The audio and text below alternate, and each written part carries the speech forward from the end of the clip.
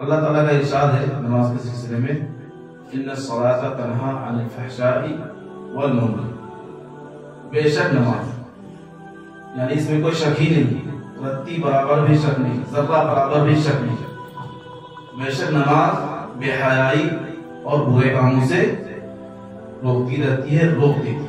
नमाज का सबसे बड़ा फायदा, नमाज के बहुत सारे फवायद हैं, ठीक है, उनमें से सबसे बड़ा फायदा बेहयाई और बुरे कामों से नमाज रोक देती है। हम सब अच्छा बनना चाहते हैं और अच्छा हर कोई बनना चाहता है, ठीक है। अच्छा बनने के लिए हमें क्या करना होगा? गलत काम से रुकना होगा, ठीक है। तो गलत काम से रुकने के लिए सबसे पहले अल्लाह ताला ने क्या बताया? बेशक नमाज बेहयाई और बुरे कामों से रोक देती है। अभी हम लोग कॉन्फ्रेंस हुआ MFERT का, तो उसमें से कोई साहब थे जिनका तकरीर हम लोग सुन रहे थे, उन्होंने बताया कि नेक कौन है। तो गूगल का और इधर उधर का रिसर्च दिखाया गया, तो कुछ बातें आई, लेकिन कुरान और हदीस के मुताबिक नेक उसको कहा गया अच्छा। नेक यानी अच्छा कौन है? अच्छाई की डेफिनेशन क्या है? अच्छाई उस शख्स को कहा गया है कुरान और हदीस की रोशनी में जो अपने अल्लाह के नजदीक, अपने गॉड के नजदीक, खुदा के नजदीक अच्छा हो, ठीक है, वो अच्छा है। तो हमको अल्लाह के नजदीक अच्छा बनने के लिए, अल्लाह के नजदीक अच्छा होने के लिए अल्लाह के अहकाम पर चलना होगा, अल्लाह की बातों को माननी होगी। जब अल्लाह के अहकाम पर चलेंगे, अल्लाह की बातों को मानेंगे, तब हम अच्छा बन सकते हैं, ठीक है। उससे पहले हम अच्छा नहीं बन सकते। और अल्लाह ताला खुद इरशाद फरमा रहा है, इन्ना सलाता तन्हा अनिल फहशाई वल मुनकर, बेशक नमाज बेहयाई और बुरे कामों से रोक देती है। तो हमें अच्छा बनने के लिए बेहयाई और बुरे कामों को छोड़ना होगा।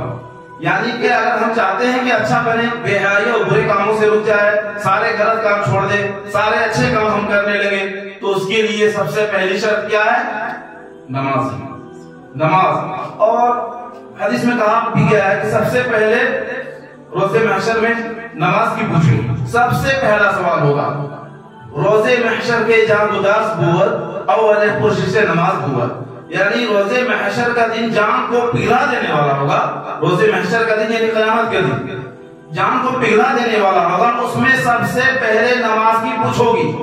सबसे पहले कोई टखनों तक होगा, कोई घुटनों तक होगा, पसीने में शराब होगा, सूरज यहाँ कितनी छत है, इतना सर के ऊपर सूरज रहेगा। उस वक्त सबसे पहले नमाज की पूछोगी। कोई आदमी घुटनों तक होगा, पसीने से डूबा हुआ, कोई कमर तक होगा, कोई गर्दन तक होगा, और वहां उस वक्त सबसे पहले नमाज की पूछोगी। नमाज इसलिए भी सबसे इम्पोर्टेंट और इबादत, अहम इबादत है। इसके बगैर हमारा छुटकारा नहीं हो सकता। नबी सल्लल्लाहु अलैहि वसल्लम से पूछा गया कि या रसूलुल्लाह सल्लल्लाहु अलैहि वसल्लम, हम लोग तो आपके उम्मती में बहुत सारे लोग होंगे, तो आप अपने उम्मती को कैसे पहचानेंगे? नबी सल्लल्लाहु अलैहि वसल्लम से पूछा गया, आप अपने उम्मती को कैसे पहचानेंगे? नबी सल्लल्लाहु अलैहि वसल्लम हर उम्मती की सिफारिश करेंगे जो नबी से मोहब्बत रखते हैं, जो नबी पर ईमान रखते हैं, अल्लाह और रसूल पर ईमान रखते हैं, तो नबी की सिफारिश, उसको शफाअत नसीब होगी।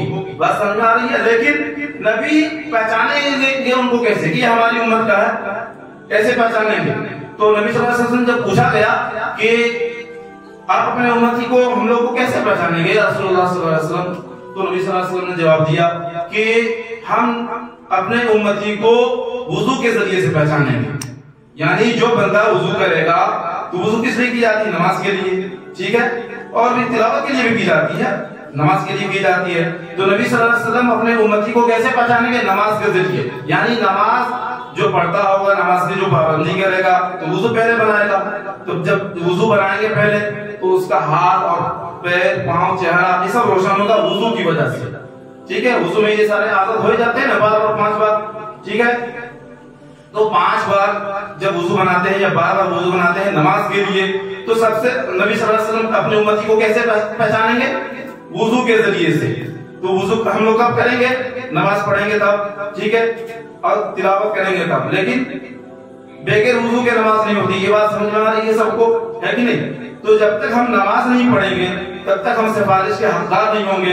जब तक हम नमाज नहीं पढ़ेंगे तब तक हम बेहयाई और बुरे कामों से रुकेंगे नहीं। ठीक है, इसीलिए एक हम हदीस आपको बताते हैं और आखिरी बात, चलते चलते एक हदीस बता रहे हैं और उसके बाद अपनी बात खत्म करेंगे। एक हदीस नोट कर लीजिए थर्मामीटर की तरह। ये हदीस हर एक की जिंदगी में थर्मामीटर का काम करेगी। थर्मामीटर जिससे हम लोग बुखार को नापते हैं ना, बुखार को, तो ये हम लोग अपने ईमान को नापने की ये हदीस समझ लीजिए। ठीक है, एक हदीस हम पेश कर रहे हैं। वो हदीस है, ला युमिनु अहदुकुम हत्ता अकूना अहब्बा इलैहि मिन वालिदिही व वलदिही व अन्नासि अजमईन। तुम में से कामिल मोमिन, पूरा मोमिन, कामिल मोमिन, पूरा मुकम्मल मोमिन, मुकम्मल ईमान वाला, मुकम्मल मुसलमान उस वक्त तक नहीं हो सकता जब तक कि मैं उसके नजदीक, उसके आल औलाद, लोगों में, बीवी बच्चों में सबसे महबूब मैं ना बन जाऊं, सबसे महबूब मैं ना बन जाऊं। नबी सल्लल्लाहु अलैहि वसल्लम फरमा रहे हैं कि मैं कामिल मोमिन के लिए शर्त क्या बताएं कि सबसे महबूब, जब तक मैं मोमिन के लिए, मुसलमान के लिए सबसे महबूब मैं ना बन जाऊं तब तक वो मुकम्मल ईमान वाला नहीं हो सकता। और नबी सल्लल्लाहु अलैहि वसल्लम की सबसे आखिरी वसीयत क्या है? अस्सलाह, अस्सलाह, अस्सलाह, नमाज। ठीक है, तो जब तक हम नमाज पढ़ने वाले, अब इसी से आप समझ जाइए कि जब नजदीक तब तक हम कामिल मोमिन नहीं हो सकते, मुकम्मल ईमान वाला नहीं हो सकते। और नबी को सबसे ज्यादा कौन सी इबादत पसंद है?